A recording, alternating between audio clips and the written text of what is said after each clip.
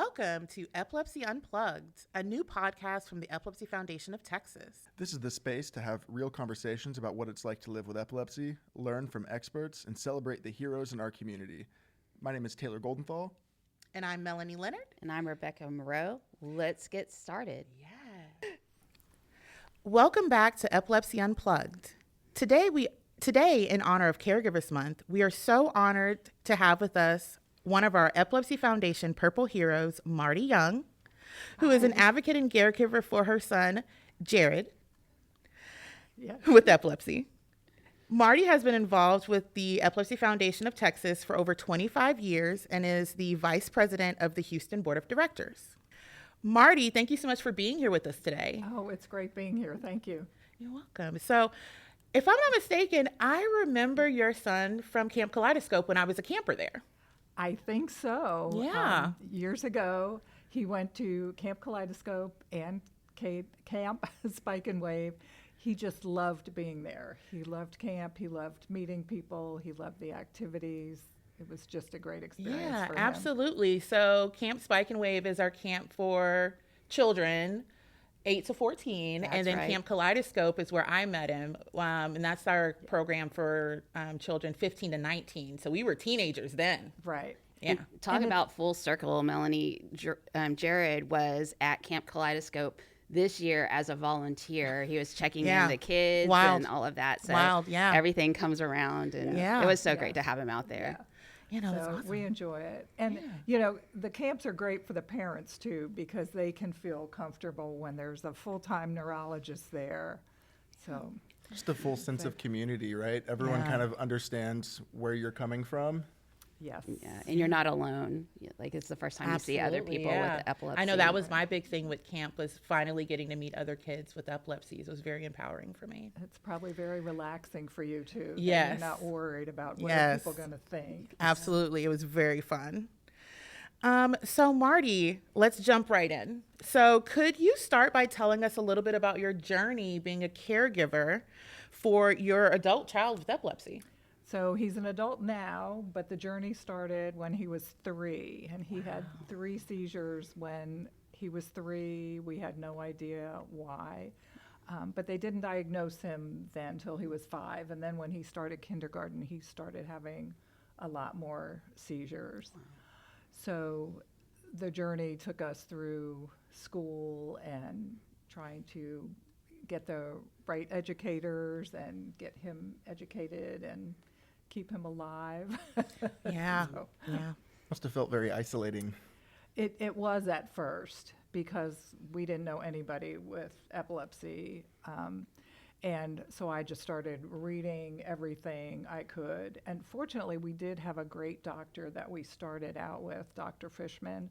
And he would personally talk to me on the phone, like after hours. So that was really nice. And that really helped a lot getting us started in the community. What was it like 35 years ago? I mean, was it the very beginning of the internet? Like, how was it to find information? I was reading books. Back in the library, you'd have to go to the Yes, library or go and- find somewhere that had that information. Right. So I'd be in the bookstore or, now there's Google, so it's probably a little bit easier. I think the doctors say don't look at Dr. Google or something. Let me ask Right. Dr. Google. Right. Right. But you can come up with questions then, and they can, that's one thing I always recommend is having a notebook with all your questions you want to ask your doctor. Absolutely. And I they used can- to do the same thing. Yeah. And they can tell you, no, that's not right, or, oh, yeah, that's a good idea. So, Yeah. Yeah, you become an expert in your child's diagnosis, right? Yeah. So in this whole journey, Marti, you've gone through ups and downs, and I'm just wondering, what was some of the biggest challenges that you faced during this time? the biggest challenge and biggest worry is keeping him alive Yeah. and just making sure that somebody's always with him. But then it was, the education and behavioral issues, and that got to be a problem for a while. So then we really had to start looking for experts. So, Talk a little bit more about that. What kind of behavioral issues did he have? I don't want to say too much in case he listens to this. Or what experts did you have to? For instance, he would go into a doctor's office and stamp on the doctor's foot. Or, if he didn't like something somebody was doing for him, or like he was trying to, he wanted to hand out cookies one time, and my mom started doing it, so he tried to bite her. So just some different things like that. And we went to neuropsychologist. He had a couple of evaluations, and they end up telling you what he can't do instead of what he can do. Yeah. So I'd leave there with this pile of papers, but not really anything. No plan. No hope or anything. Yeah. So, one finally did say he needs more speech therapy, but that was like, your hours of testing, and that's what came out. And so school did give him more of that. Then we did try a couple of specifically a behavioral therapist through the school. And by that time, he was in this little private school, because as much as the public school teachers really were very helpful, they had too many kids. So, he didn't get that much attention. So we were in this little private school, and the behavioral therapist from the public school came in, stood behind him, like looking at him while he's supposed to be doing his work. And her report came back, Gerrad needs to learn how to read. And we're like, he's had 4 teachers. This was his 5th teacher. He had a private tutor at school. He had a private tutor that we hired. We know this. We know he's got to learn how to read, but, give us something to go on, really. Right. So we finally found a neuropsychologist who did very different kinds of testing. He had some that were very basic, like fill in the blank things. But then he had these things on computer with spatial relationships. So you really had to think, like there would be a cube with a little thing hanging out of it on the screen. And it'd say, okay, if you turn this halfway, what will the picture look like? So he really was getting into how his brain worked and what he could think of. And I told this doctor, I don't want a big long report. I just want you to tell me what's wrong and what to do. Right. And he came back, and as funny as the thing had been about teach Gerrad to read, this one was also kind of funny, but it worked. And he said he's frustrated, which really did make a lot of sense. You're putting this kid in school with all these people around him. He didn't even fit in with them. The teacher didn't have enough time with him.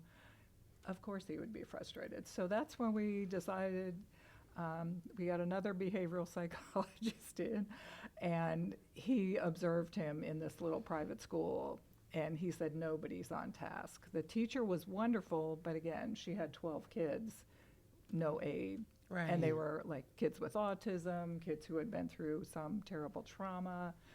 So we decided to homeschool him. And I had a backup plan. He was in 5th grade by then. And so I knew a teacher in our public school who taught special ed. And I said, okay, if this doesn't work out, could you handle him if we end up back in public school? Right. She said, sure, that's fine. So I kind of felt pretty good going into it. And at the end of the first week, I just felt like the weight of the world was off my shoulders. I didn't have to worry about it. We could. November is National Epilepsy Awareness Month, a time to shine light on the more than 3.4 million Americans living with this condition. Throughout the month, Epilepsy Unplugged is dedicated to sharing personal stories and new insights to build understanding and reduce stigma. Help us raise awareness. Learn more and share your story at the Epilepsy Foundation Texas website, eftx.org. Go at his own pace. We could pick what he wanted to do when. There are so many resources out there and available. So that's what we ended up doing for the rest of his education. You hit on something that I hear people with epilepsy talk about all the time is I always am getting what I can't do. Right. I can't swim. I can't take a bath. Right. I mean, Taylor and Melanie, do you feel that frustration? Absolutely, especially when you're first diagnosed or getting into this. I think a lot of times you're just kind of told, well, here's a list of things you can't do. Here's how your life is going to change for the worse.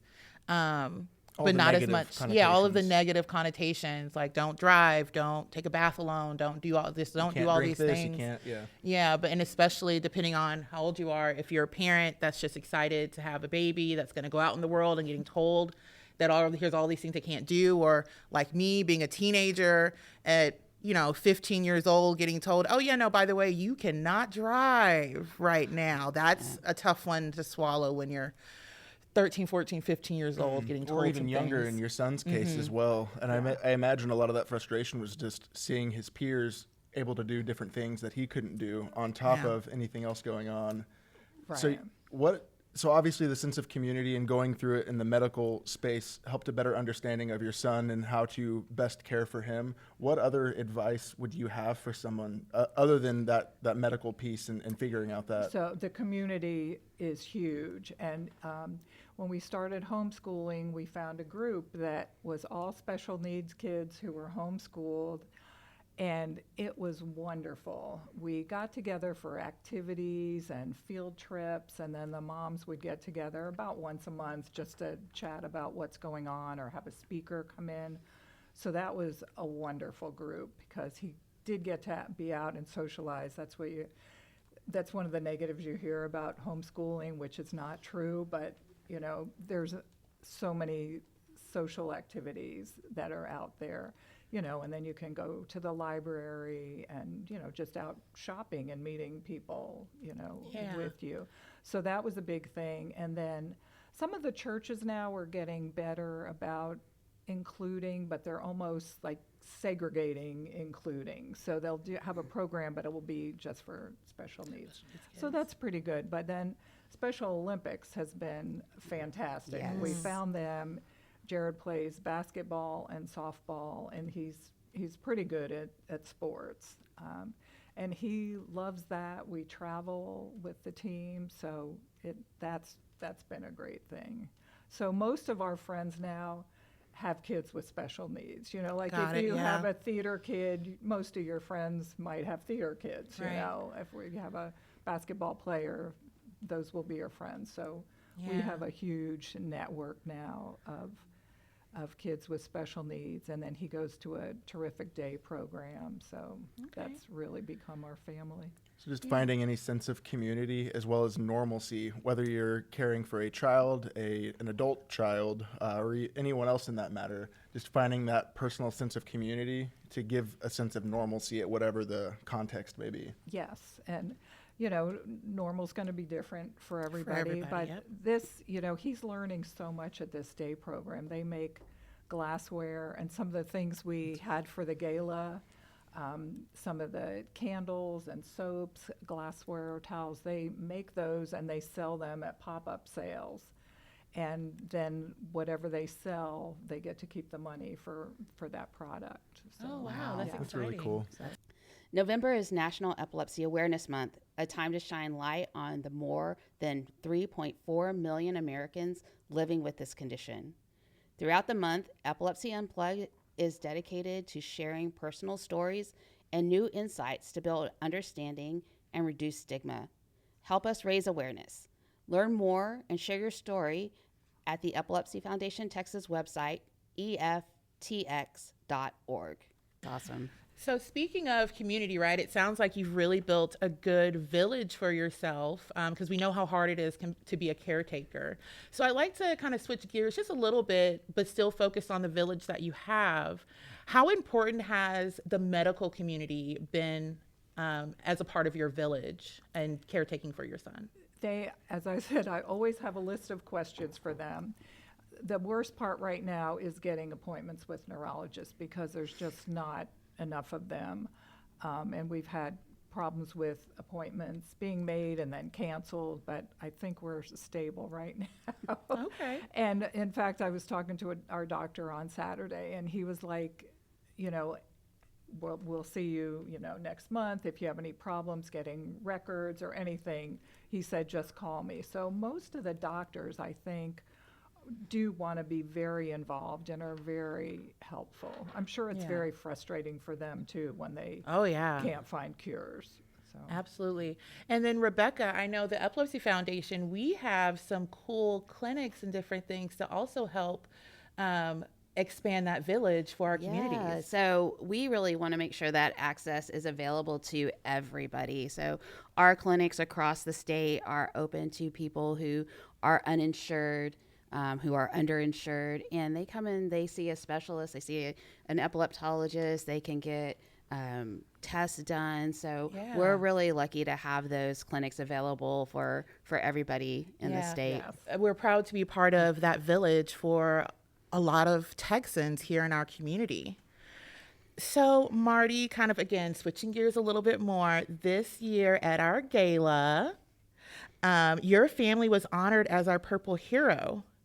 So what does that mean for you and your family to receive this recognition and this honor? It was really an honor. It's great. I feel really appreciated. I appreciate that. It kind of makes me step up my game, though. Like, oh boy, I better be worthy of this. Yes. And you know, kind of one of my soapboxes now is everybody getting trained in seizure first aid? So I kind of feel, okay, that gives me a little extra platform then to really talk about that and get people involved. Speaking FYI, of the seizure first aid, I was just shocked by that 1 in 10 people will have a seizure type event during their lifetime. And no one really seems to recognize that as far as the seizure training goes. I've been CPR trained and all of that, but the statistics on that versus the statistics on a seizure, far more likely to run into a seizure type event as well.